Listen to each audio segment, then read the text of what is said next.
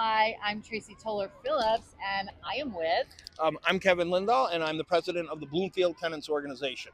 Great. So today I wanted to talk to an expert on affordable housing. So, Kevin, can you tell everybody what New Jersey's challenges are, or with the state level of Yeah. affordable housing? Well, at the state level right now, we have something called a cost burden for tenants. About 51% of tenants are cost burden, which means more than 30% of their entire income is going to just paying the rent. Wow. And but a lot around here in Bloomfield have the issue of it being a lot higher. Like me personally, 75% of my income is just going to rent. So Yes. I'm extremely cost burdened. Yes. And so the prices around here are even higher for some existential reasons. But statewide, it's about half the tenant population is cost burdened by housing. Wow, that's a huge percentage Yeah. of their income. So, can you explain for Bloomfield, what do we have with affordable housing here in Bloomfield? Okay, so we do have some senior housing. We have Kinder Towers, Felicity Towers. I think we have 3 different senior houses that are actually mandated as affordable housing for seniors. I'm not aware of us having any mandated affordable housing. We do have housing that is a little bit more affordable, away from the center of town, away from the public transportation. Part of the issue is that we are getting a lot of tenants in from New York City. So the rents that used to be about $1,500 a month here, you get the new tenants in from New York. The landlords are like, okay, I can charge them $2,500, and for them it's a deal. For us, it's literally pushing us out of the town. We can't even afford it anymore. The state does have something called Mount Laurel, where each town has a certain amount of allocated affordable housing, each county actually, by law, supply. But in Essex County, it's pretty much used up because we have the expenses with groceries and rents are going through the roof, and Right. people just can't keep up. We just don't have the affordability.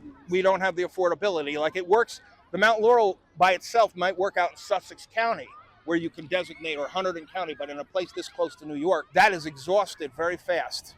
So I have a third question. What could Bloomfield do better for affordable housing, and what's holding us back? Okay, there's a couple of things.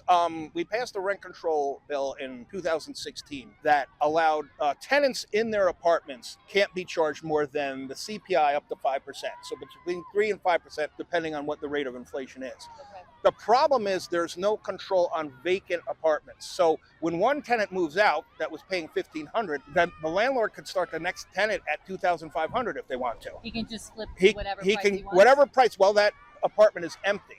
So I think what we need to do is have some common sense legislation from town hall on a cap on the vacant apartments. We've seen apartments go up $500, $600 in rent per month in between tenancies. So if someone moves out, the next tenant shouldn't have to pay $600 more a month. That's making prices unaffordable for Bloomfield residents, because every time someone moves, and we're in a transient town, we lose an affordable apartment forever. I see.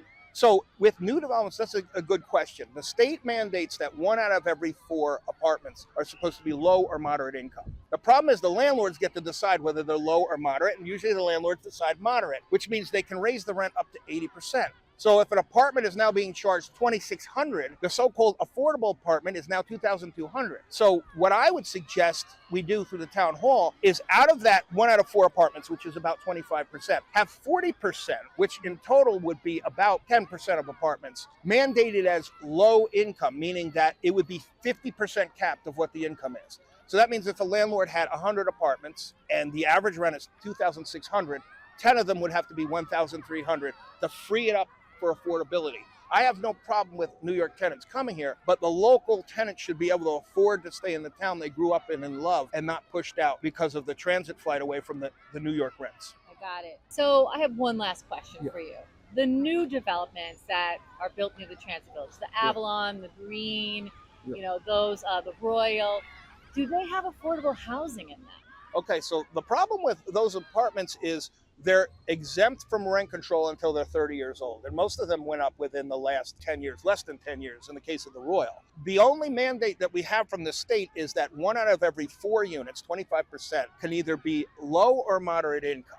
The problem is, out of that 25%, the landlords make almost 100% of them moderate income, which is up to 80%, and they choose the 80%. So that means if an apartment is $2,600, and those apartments range from about $2,200 to $2,800, if an apartment is $2,600 and the landlords legally are allowed to raise the rent 80% on 25% of those units, and those units are supposed to make it affordable for the everyday person, then the rent is still $2,200. So Okay. what we want to do is have the town delegate 40% of those protected houses, which would be about 10% of the total units, Okay. at 50% of the rent. So that means if the landlord was trying had 100 apartments and it was 2,600 was the average rent, then on 10 of those apartments they would not be allowed to raise it more than half, which would be 1,300.